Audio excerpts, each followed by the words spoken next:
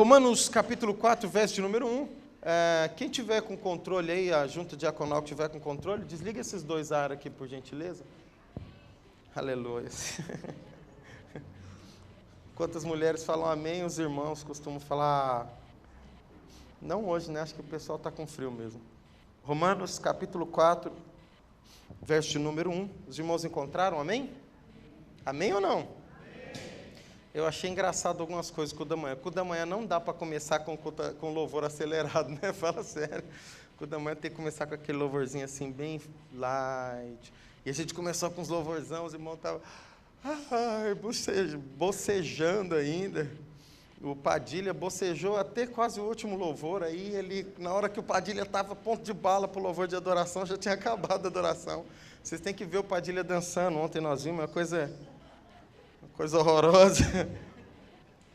Romanos capítulo 4, verso de número 1, diz assim, do 1 até o 8. Vamos à palavra do Senhor. Portanto, que diremos do nosso antepassado Abraão? Se de fato Abraão foi justificado pelas obras, ele não tem do que se gloriar, mas não diante de Deus, que diz a Escritura, Abraão creu em Deus, e isso lhe foi creditado como justiça. Ora, o salário do homem que trabalha não é considerado como favor, mas como dívida.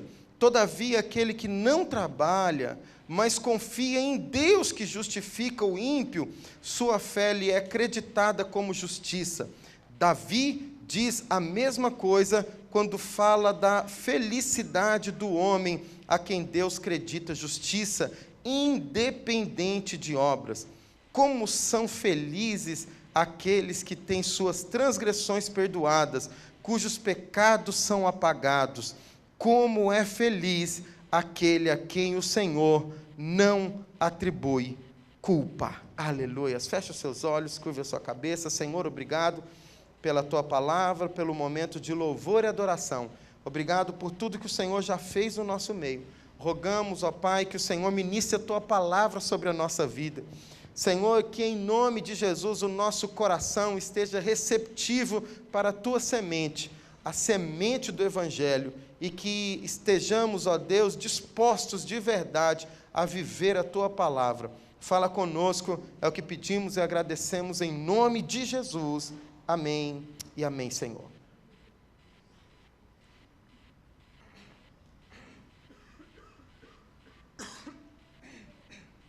Garganta um pouco ruim. Queridos, nós estamos em uma série no livro de Romanos, então nós começamos Romanos capítulo 1, capítulo 2, capítulo de número 3, pulamos para Romanos capítulo de número 13 para falar sobre a questão das autoridades e também esse período de eleição que nós estamos vivendo, e voltamos na sequência do capítulo de número 4. Lembrando que das 9 às 10 da manhã, na verdade 10 para as 9, nós temos a nossa escola bíblica, um estudo de manhã, com uma profundeza maior no livro de Romanos, e à noite, e agora no culto da manhã e no culto da tarde, a gente tenta fazer isso de uma forma mais aplicativa. Nos capítulos anteriores do livro de Romanos, capítulo 1, 2 e 3, nós percebemos como o apóstolo Paulo inicia se apresentando, falando sobre o evangelho que ele prega, e na sequência ele começa a falar a respeito da situação da raça humana, e ele diz assim, olha, todos pecaram e carecem da graça de Deus. Romanos capítulo 3, verso de número 23, ele diz assim, independente de que grupo você está inserido, porque alguns homens acham que por serem moralmente fiéis, por fazerem as coisas como devem, por pagar os seus impostos, por honrar e por respeitar e por viver uma vida digna, a sua moral vai gerar salvação. Mas nenhum homem, o apóstolo Paulo diz, consegue ser moralmente justificado diante de Deus. Precisa da misericórdia, da graça e justificação de Jesus Cristo. Os religiosos, porque receberam a lei? Bom, se quem não conhece e ainda não é cristão, não vive a lei, não pode se dizer digno de salvação, porque nenhum homem assim o é, e os religiosos, o apóstolo Paulo diz, esses tão pouco. Você que se gaba por conhecer a lei, não acha que vai ser salvo, porque você pratica a lei. porque não é a lei também que salva. E então ele diz assim: todos carecem da graça de Deus. E aí ele começa, a partir do capítulo de número 3, a apresentar uma justiça que se revela em Jesus Cristo por intermédio de Deus. Olha, preste bem atenção, olha aqui para mim. Ele diz assim: olha, a sua moralidade, o fato de você dizer, eu sou correto, eu faço tudo certo, isso não é o bastante para te justificar, porque todos nascemos debaixo do pecado e todos erramos. Em alguma área erramos. Então isso não é o suficiente. E o religioso que vai na igreja, que é dizimista, que é contribuinte, que vai todo domingo, que bate cartão na igreja, pode desligar mesmo, tá? Não precisa deixar nem o vento, não, pode desligar. Não está funcionando o controle? E esse também não tem direito de dizer, nem o religioso, mas eu vou na igreja, todo domingo eu estou lá no culto, mas eu tenho até uma célula na minha casa, eu vou ser salvo. Não é isso também que vai trazer a salvação. E aí, depois de apresentar todas as maneiras como as pessoas tentam justificar o motivo do porquê devem ser salvos, o apóstolo Paulo vem e diz: só tem um que pode apresentar uma justiça que vale de verdade e gera salvação. É a justiça da cruz do Calvário. Em Cristo Jesus somos redimidos, santificados, transformados pelo sangue de Jesus Cristo, somos perdoados. E aí então ele entra no capítulo de número 4, porque aí gera um problema.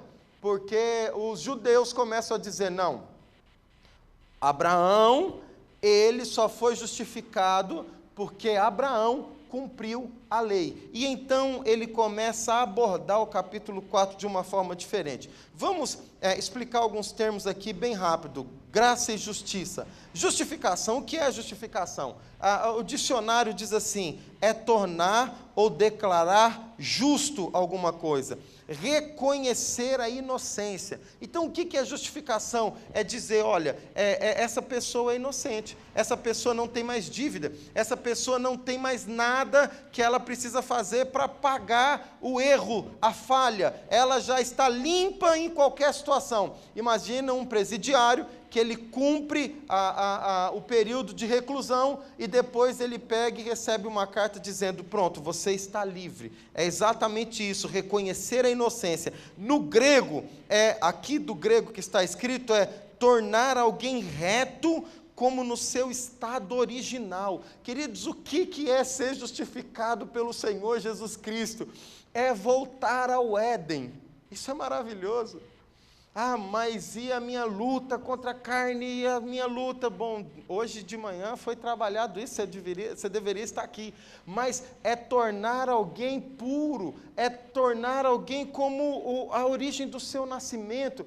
É alguém que nasce de novo, é alguém que acabou de sair do ventre. Essa pessoa não tem sobre ela culpa. Justificação não é somente perdão. Alguns pensam isso. Agora eu fui perdoado, eu fui justificado, então agora eu vou ter uma segunda chance.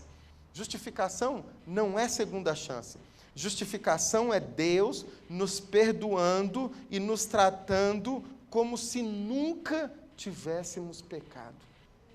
Você já pensou o que é isso? Isso é muito diferente de muitas coisas que a gente entende dentro das igrejas. O que é graça? Graça é favor imerecido. É a fala que todos nós temos. Bom, então o que é a justificação? É a graça de Deus na nossa vida. É algo que não merecemos, mas recebemos por intermédio de Jesus Cristo. Agora, para justificar, para que a justificação seja aplicada, o apóstolo Paulo diz: é necessário que tenhamos fé em Cristo Jesus. Não pela lei, tampouco pela obra humana. O apóstolo Paulo toma então, por exemplo, Abraão, e depois ele toma, por exemplo, Davi, para poder explicar um pouco mais essa questão. A justificação pela fé. Ele aplica aqui no capítulo 4 dizendo: é o único caminho pelo qual todo homem consegue receber salvação. Desde o Antigo, quanto no Novo Testamento, quanto hoje no período pós-Novo Testamento, que na verdade nós ainda continuamos os Atos dos Apóstolos, né? O livro de Atos não fechou, porque nós ainda continuamos fazendo aquilo que o Senhor nos enviou para fazer. Então a justificação, ele diz, não é uma conquista humana, mas é uma dádiva divina. Não é resultados ligado a mérito, mas é graça, é imerecido. A justificação não é o que recebemos por mérito próprio, por causa de algo que fizemos, mas é o que recebemos por mérito daquilo que Jesus Cristo fez por nós e pelos nossos irmãos que já morreram em Cristo e aqueles que morrerão em Cristo Jesus na cruz do Calvário. Aquilo que ele já fez nos justificou. A salvação, então, não é um troféu que você pode ostentar como um prêmio de um mérito, mas é um dom que recebemos apesar do nosso demérito, apesar da nossa fraqueza. E então, como o apóstolo Paulo começa a trabalhar isso? Primeira, ele trabalha em 3 áreas específicas aqui, a respeito de contrapondo algumas ideias de como alguém pode se sentir justo para ser salvo. Como eu posso chegar diante de Deus e dizer, Deus, eu mereço entrar no céu, eu mereço entrar na glória, eu mereço viver contigo para todo sempre. E aí ele começa a combater o ensinamento da época. Primeira coisa que ele nos ensina, está aqui no capítulo 4, verso de número 1 em diante. Vamos ler de novo o comecinho? Portanto, que diremos do nosso antepassado Abraão? Se de fato Abraão foi justificado pelas obras, ele tem do que se gloriar, mas não diante de Deus, porque diante de Deus ninguém consegue se gloriar. Que diz as Escrituras? Abraão creu em Deus e isso lhe foi imputado, creditado como justiça. Ora, o salário do homem que trabalha não é considerado como favor, mas como dívida. Todavia, aquele que não trabalha, mas confia em Deus que justifica o ímpio, sua fé lhe é creditada como justiça. Repete o finalzinho comigo, diga assim, sua fé lhe é creditado como justiça. O apóstolo Paulo diz, Abraão foi justificado pela fé e não pelas suas obras.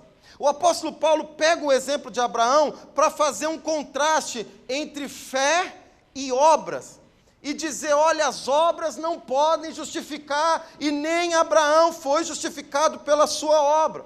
A obra, na verdade, coloca a glória da salvação no homem, e não em Deus. Coloca no homem dizendo, olha que bonito, olha como ele fez, olha como ele viveu, olha como ele praticou, olha como é a história dele. Ai, quando você pega a história dele, é uma história linda e maravilhosa, e não há o que dizer dessa pessoa, então essa pessoa, ela terá que ser salva.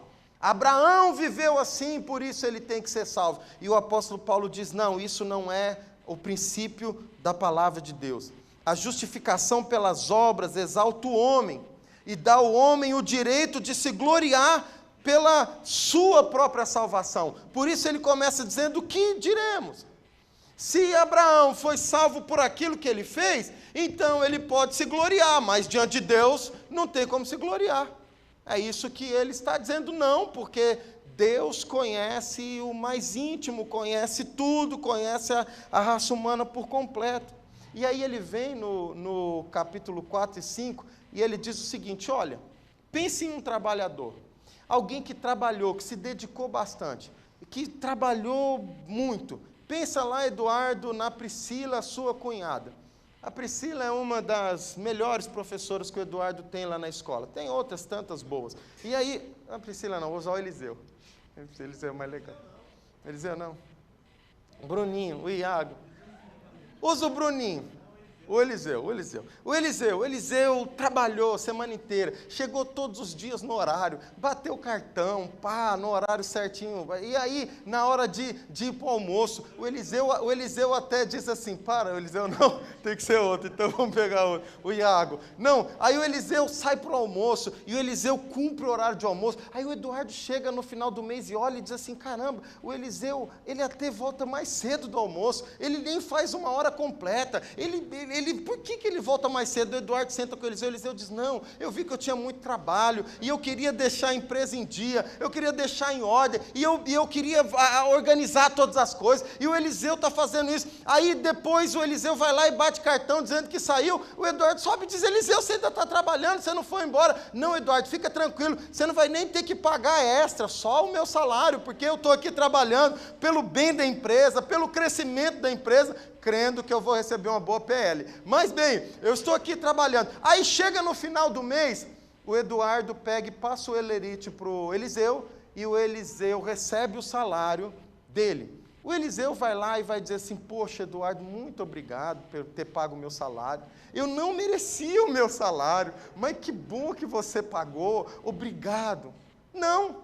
Por que que o Eliseu não agradece? Por que que o Bruno não vai até o patrão dele e agradece assim, obrigado pelo meu salário? O Bruno pode até dizer obrigado pela oportunidade de trabalho, né, Bruno? Mas não dizer obrigado pelo meu salário, porque ele acorda todos os dias de manhã, ele vai para o trabalho e ele se dedica na empresa. É assim que o Eliseu faz. Então ele se torna digno de receber. O Eduardo passa a ser devedor do Eliseu. O patrão do Bruno passa a ser devedor do Bruno. Por quê?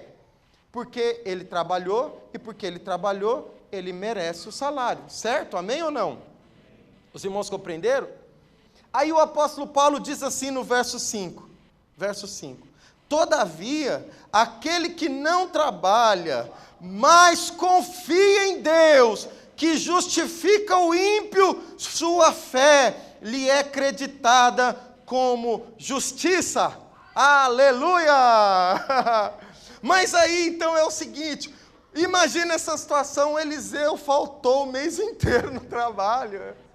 O Eliseu foi para a praia, a Simone é coach, a Simone como coach, recebeu um convite para poder fazer um treinamento de coach lá em João Pessoa, e esse treinamento, a empresa disse, pode trazer sua família, você vai ficar no resort, vai ter uma lancha disponível para você, e aí tudo, aleluia. Aí o Eliseu, a Simone fala, poxa meu amor, que pena, que agora no mês de dezembro, Natal, eu vou ficar lá, eu vou levar a Alice, mas você vai ter que trabalhar, o Eduardo não vai dar quase férias. A escola vai ficar até dia 25 de dezembro, dia 24, à meia-noite, você vai ter que estar trabalhando ainda. Aí o Eliseu diz assim, não, meu amor, não tem problema não, eu vou faltar o mês inteiro, eu vou viajar. O Eliseu vai viajar, fica o mês inteiro fora. E aí quando chega o final do mês, dia 5 de janeiro, o Eliseu bate lá, o Eduardo fala, oh, você desligou o celular da Simone, seu, da Alice, o que aconteceu? O GPS que eu pus na sua comida, você comeu, eu não consegui te rastrear. Onde você estava, João Pessoa? Cara, você viu que eu estou moreno, pá! Uau! O que aconteceu, Eliseu? Cara, é a graça de Deus que eu nasci. Não, quer dizer, é o sol de João Pessoa. Aí, ele vai dizer, então, mas você não me avisou nada, o que você quer hoje? Eu quero receber meu salário. Salário?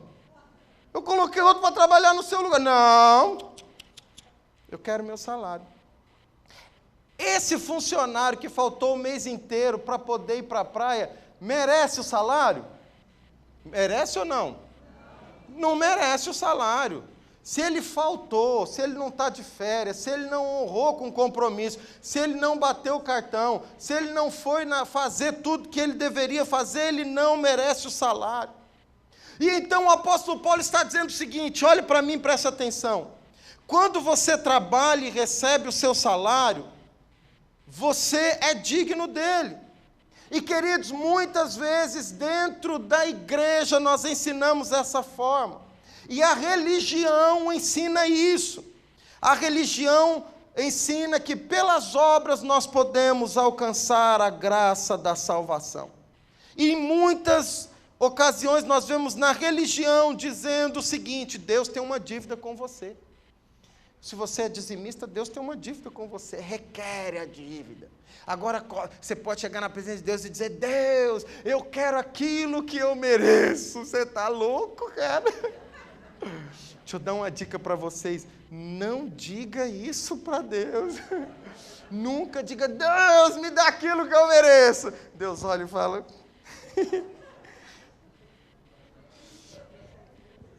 Espírito Santo, é isso mesmo que ele pediu? Ele quer o que ele merece, porque o que ele merece é o inferno. O que eu mereço é o inferno. O que eu mereço é a condenação. O que eu mereço é a perdição eterna da minha vida. O que eu mereço é a perdição, é o inferno e é a condenação. Porque todos pecaram e destituídos estão da presença de Deus, carecem da graça de Deus, mas porque cremos que Jesus Cristo morreu para perdoar os nossos pecados por intermédio da fé. A fé, só a fé, então, em Cristo Jesus, na obra de Cristo. E presta atenção, senão você vai começar a idolatrar a fé. Aí a fé, é a fé. E não é a fé, não é a fé. É a fé naquilo que Ele fez. Dele, por Ele, para Ele são todas as coisas. A fé na obra da cruz do Calvário me dá direito a ser chamado filho do Deus vivo e então poder ir para a glória e viver eternamente com Ele. Amém. E aí o apóstolo Paulo está dizendo, isso não é obra. Isso não é obra, isso não tem a ver com obra. E então, alguns judeus, eles acreditavam, aqueles ortodoxos, eles diziam o seguinte, pensa comigo, na verdade a lei foi dada mais de 400 anos depois de Abraão, porque quem escreveu a lei foi Moisés. Abraão viveu antes de Moisés, 400 anos depois que Abraão creu, viveu e morreu, Moisés vem e começa a escrever a lei. Sabe o que os judeus ensinam? Ensinam que, na verdade, Abraão tinha uma revelação da lei. Só que ele não escreveu, ele manteve só para ele. E então isso era ensinado. Olha, Abraão conhece a lei. Não, Abraão, ele viveu. Abraão se circuncidou. Abraão, ele não, por isso que ele merece ser salvo. E aí o apóstolo Paulo diz, não é isso que está escrito. Não é isso que está escrito. Aí olha o que ele diz, verso de número 2. Se de fato Abraão foi justificado pela obra, ele tendo que se gloriar. Ele pode se gloriar então. Verso 3. Que diz as Escrituras? Olhe para o Antigo Testamento e vamos ver o que está dizendo lá em Gênesis. E em Gênesis diz assim, Abraão creu em Deus e isso lhe foi creditado, imputado como justiça. Como assim? Deixa eu contar a história rapidinho, por causa do nosso tempo. Abraão estava na Mesopotâmia, os pais dele adoravam vários ídolos, de repente Deus aparece para ele e diz assim, sai da tua terra, sai da tua parentela e vai para uma terra que eu te mostrarei. Em ti nascerá a descendência daquele que abençoará todas as nações. Em ti serão benditas todas as nações da terra. Abraão creu e disse, eu creio no Deus que está dizendo isso, que da minha descendência vai nascer uma bênção para as nações da terra. Eu creio. Então pegou a família e creu naquilo e começou a viver e a seguir a direção do Senhor. O que o apóstolo Paulo está dizendo? Antes de tudo, Abraão creu. Então seria mais ou menos o seguinte, Abraão no Antigo Testamento, ele está crendo, e Abraão é como nós, só que ele olha para frente dizendo, olha, eu vou ter um filho, da minha descendência virá alguém que vai servir esse Deus, que vai honrar esse Deus e vai abençoar toda a terra. E na verdade da descendência de Abraão nós vemos Davi, da descendência de Davi nós vemos Jesus Cristo, que realmente vem a ser a bênção de todas as nações. Abraão viu a Jesus Cristo? Não, mas Abraão olhava para frente e cria. Agora nós estamos aqui, imagina que Jesus Cristo está aqui. Nós vemos Jesus Cristo? Não, mas nós olhamos para trás e dizemos, aquilo que Abraão esperava aconteceu, o remidor veio, ele morreu, no terceiro dia ele ressuscitou, eu creio nele, e por isso, porque eu creio, eu sei que eu poderei um dia vê-lo face a face e ser como ele é, aleluia. Aí, queridos, nós temos várias coisas que a gente precisaria trabalhar, mas o nosso tempo nem é tão próprio. Sabe, nós precisamos desconstruir muita...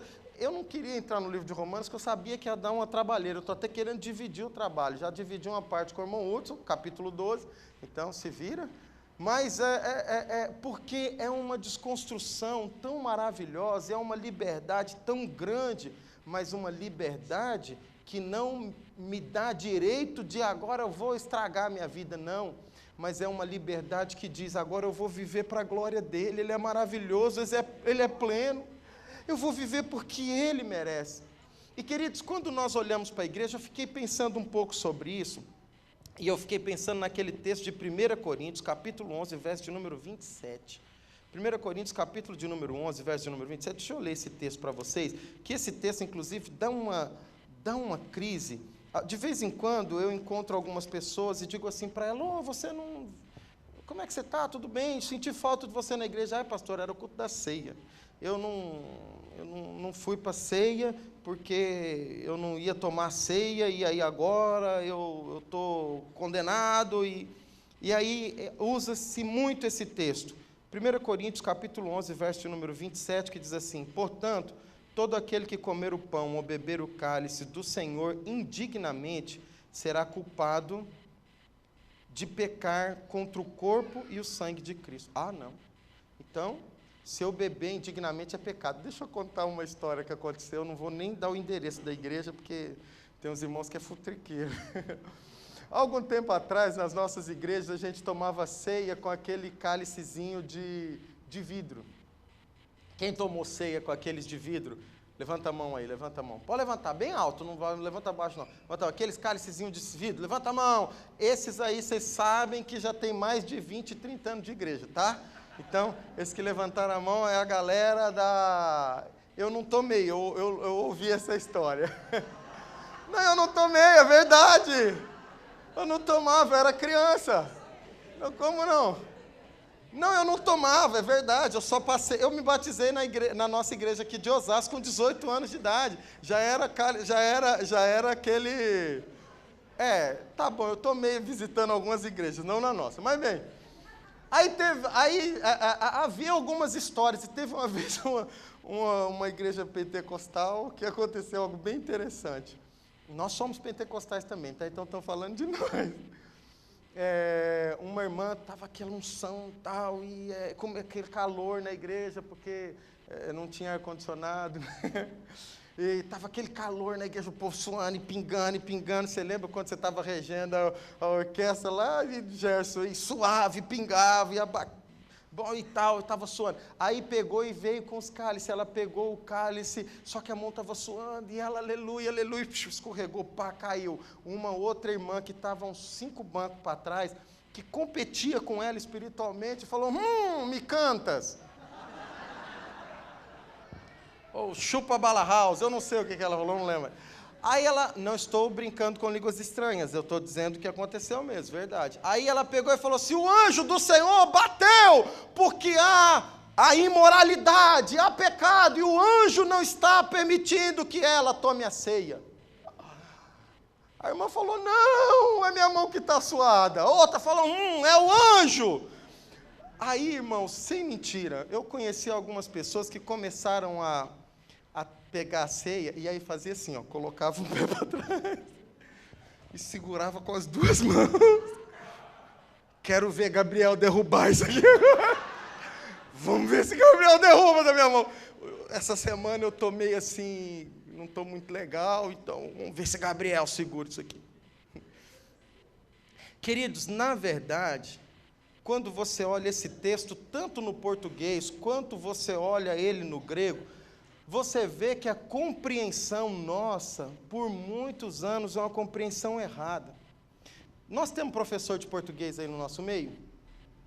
Português? Tem 1, 2? Então deixa quieto. Eu ia falar de adjetivo e advérbio, mas eu não lembro direito.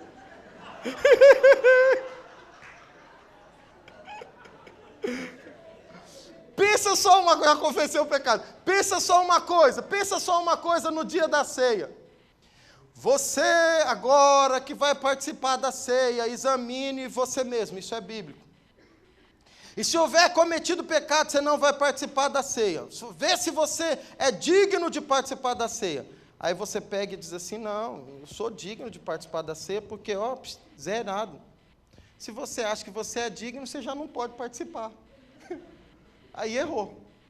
Não, ninguém é digno, ninguém é merecedor, então já era, eu não vou poder participar, porque eu achava que eu era digno, mas se eu acho, é porque eu estou vivendo como eu devia viver, porque minhas obras me justificam, então já era. Aí se você está do outro lado e diz, eu sou miserável, eu não sou digno, danou também, ninguém pode tomar ceia. Agora, veja bem essa situação. Adjetivo é diferente de advérbio, vocês vão me ajudar, tá? Um adjetivo é a qualidade do sujeito, é isso? Mais ou menos, de uma forma assim, mas característica do sujeito. E o advérbio é a da ação do verbo, é isso, né? Como é que é? Fala aí. Modifica o sentido do verbo. Dá a qualificação da ação do verbo. Agora, veja bem, se fosse aqui um adjetivo, seria assim, olha de novo a leitura no verso de número 27 do capítulo 11 de 1 Coríntios, verso 27. Portanto, todo aquele que comer o pão ou beber do cálice do Senhor, indignamente, seria assim, todo aquele que beber o cálice indigno, porque está falando do sujeito, está falando dele, está falando de uma qualificação da pessoa. Só que quando diz indignamente, está falando da maneira como ele está bebendo e praticando. Certo? No português, no grego, perfeito. Ninguém conhece grego mesmo? Mais ou menos, tem os que conhecem grego, então fala sério, essa igreja está difícil, hein? Os teólogos de plantão. Mas veja bem, qual é o contexto dessa passagem? O contexto dessa passagem é o seguinte, os coríntios, eles estavam chegando e eles estavam mudando a regra do jogo. Parece que desde o tempo bíblico eles gostam de mudar a regra do jogo, os coríntios. Mas eles chegavam e comiam separado, e comia tudo, e eles comiam do jeito deles. E na continuação, presta atenção, a Bíblia está dizendo assim, alguns até se embriagam, estão fazendo de uma forma indigna, eles não estão se reunindo para glorificar a Deus, eles estão se reunindo porque são glutão, para poder comer, e se eu tenho mais comida que o Hudson, eu vou comer o meu lanchinho aqui separado, porque senão o Hudson vai querer que eu divido, então eu vou deixar só o pão, e os frios eu vou comer aqui, aí depois um pão eu como junto com ele, o Hudson, o seu vinho é de que ano? Meu vinho é de, porque era vinho, irmãos, não era suco de uva, não. E de vez em quando, em algumas igrejas, o suco de uva é até misturado com água, né, para render. Mas era vinho. E aí, porque o apóstolo Paulo diz que alguns ficavam bêbados, se escandalizem com isso. E aí o Hudson diz assim, meu vinho é de tal safra. Eu digo, meu vinho é melhor que o seu, eu vou tomar o meu separado, porque vai misturar. E aí eles estavam bebendo indignamente e estavam até ficando embriagados. E o apóstolo Paulo diz, não é para isso que foi estabelecida a ceia do Senhor. O dia da ceia é um dia de festa, é um dia que todos devem chegar na presença dele dizendo, eu não mereço, eu sou um miserável, eu sou um pecador, a minha história diz isso. Muitas vezes eu luto com as minhas tentações não quer dizer que eu fui condenado porque fui tentado, mas eu luto contra elas, eu luto contra o pecado, e eu sou indigno, mas porque Cristo na cruz do Calvário me santificou, eu vou participar da ceia do Senhor, porque em memória dele, até que ele venha, e eu creio que ele virá para me redimir, para me salvar, e para me dar uma nova vida, aleluias. Então eu tomo a ceia, não porque eu mereço, mas eu tomo a ceia, porque ele fez a obra na cruz do Calvário. Para explicar tudo vai demorar, por isso que você tem que vir na escola bíblica. Vamos encerrar os outros dois. A continuação, capítulo de número 4 de Romanos, volta lá a sua Bíblia, verso de número 9. Então, ele trabalha primeiro a questão da obra. A obra, ela não te justifica. Mas a fé vai gerar obra. Isso é outro culto, nós vamos falar mais para frente. Capítulo 4, verso de número 9, diz assim, Josa, pode pular aí para mim o áudio, tá? capítulo 4, verso 9 de Romanos, diz assim: destina-se esta felicidade apenas aos circuncisos ou também aos incircuncisos? Já dissemos que no caso de Abraão, a fé lhe foi creditada como justiça, foi por causa da fé. Sobre quais circunstâncias antes ou depois de ter circuncidado? Não foi depois, mas antes. Assim ele recebeu a circuncisão como sinal, como selo da justiça que ele tinha pela fé, quando ainda não fora circuncidado. Portanto, ele é o pai de todos os que creem, sem terem sido circuncidados, a fim de que a justiça fosse creditada também a eles. Diga assim: a justiça é creditada fora da circuncisão. A circuncisão era o sinal que todo homem deveria fazer no seu órgão genital, no Antigo Testamento, a partir do momento que Abraão começa a crer. Lá na frente o Senhor faz com ele um sinal, um selo da aliança. Aí os ortodoxos da fé diziam assim: todos aqueles que crerem em Jesus precisam ser circuncidados, precisam ser cortados, precisam fazer isso, precisam fazer aquilo para poder alcançar a sua salvação. Aí primeiro ele diz: olha, não é pela obra. Aí ele diz: mas também Abraão foi justificado pela fé e não pela circuncisão. Quando ele creu, antes ou depois da circuncisão? Paulo pergunta, e ele mesmo responde: antes da circuncisão. E quando a Bíblia diz que ele foi justificado? Antes também. Lá em cima nós acabamos de ler: Abraão creu em Deus e isso lhe foi creditado como justiça. De acordo com a doutrina rabínica, Deus perdoaria somente um indivíduo circuncidado, só aquele que fosse circuncidado. Mas o apóstolo Paulo diz nada disso. Olha o que ele diz no verso de número 10 de Romanos 4. Sobre quais circunstâncias, antes ou depois de ter sido circuncidado? Não foi depois, mas antes. Paulo mostra que Abraão foi justificado antes de ser circuncidado. A circuncisão era apenas um sinal, ele está dizendo, exterior. É apenas um selo daquilo que o Senhor fez. É apenas uma marca para poder lembrar o que o Senhor está fazendo na vida dele. A circuncisão constituiu, em essência, um símbolo exterior da aliança entre Deus e o povo de Israel. E então Paulo insiste em que o elemento essencial não é obra, mas também não é circuncisão, é fé num Deus vivo. Terceira e última, a partir do verso número 13, ele diz assim: há alguns que querem ser justificados pela circuncisão, outros pela obra, mas há um terceiro grupo. Vamos ao terceiro grupo, capítulo de número 13. Oh, aleluia! Não foi mediante a lei que Abraão e a sua descendência receberam a promessa de que ele seria herdeiro do mundo, mas mediante a justiça que vem da fé. Pois se os que vivem pela lei são herdeiros, a fé não tem valor e a promessa é inútil, porque a lei produz a ira, e onde não há lei, não há transgressões. Portanto, a promessa vem pela fé, para que seja de acordo com a graça, e seja assim garantido a toda a descendência de Abraão, não apenas aos que estão sobre o regime da lei, mas também aos que têm a fé que Abraão teve. Ele é o pai de todos nós, como está escrito: eu o constituo pai de muitas nações. Por que ele é pai de muitas nações? Olha aqui para mim: porque ele foi o primeiro que creu, obedeceu e seguiu. Mas ele, as obras dele justificaram? Não. A circuncisão dele justificou? Também não. E aí então ele vem e trabalha uma segunda situação, uma terceira: a lei? Também não.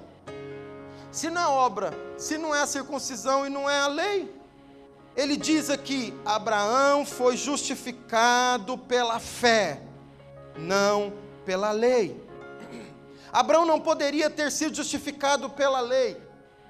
Eu até falei, 430 anos mais ou menos, depois a lei vai começar a ser escrita. Queridos, é fé, é graça, é favor imerecido. É sempre favor imerecido. olhando para a justiça de Abraão mediante a fé, nós podemos compreender qual é o chão em que nós fomos plantados e qual é a base que nós devemos viver.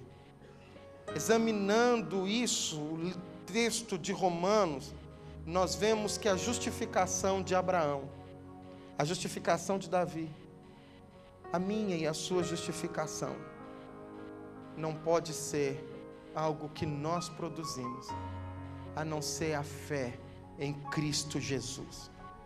Mas tem que ter muita fé aqui, né? Você já pensou que cara de pau do Eliseu chegar no final do mês? Tem que ter fé para chegar lá e dizer: você vai pagar meu salário se eu não trabalhei. É essa fé de que apesar de todas as nossas mazelas, fraquezas, somos justificados em Cristo. E essa justiça é graça. Mas presta atenção, ela não foi de graça. Ela é graça, mas não foi de graça. Repita isso comigo, diga assim: a justiça da fé é graça, mas não foi de graça. Alguém teve que pagar um preço. Alguém teve que abrir mão da sua glória. Alguém, Adeilson, teve que deixar tudo. Imagina a plenitude do Senhor Jesus Cristo com Deus Pai, com o Espírito Santo, podendo dizer: acaba com a raça humana e começa uma nova história. Mas Jesus Cristo diz: não, eles precisam de salvação, de justificação. Abraão pecou, mentiu, não deu. Aí então Davi também adulterou, matou e não deu. E aí Moisés e todos eles pecaram. E agora o que é que nós vamos fazer? E então Jesus Cristo diz: eis-me aqui. Cumpra em mim toda a justiça do Pai. E a Bíblia diz: o Pai aprove, o Pai aprovou, o Pai se agradou de dizer: assim seja feito.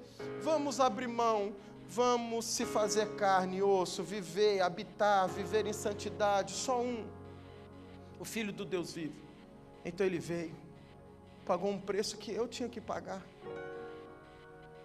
pelos meus erros, pelas minhas falhas, pelo meu pecado, pelo nojo que eu sou. Morreu numa cruz do Calvário.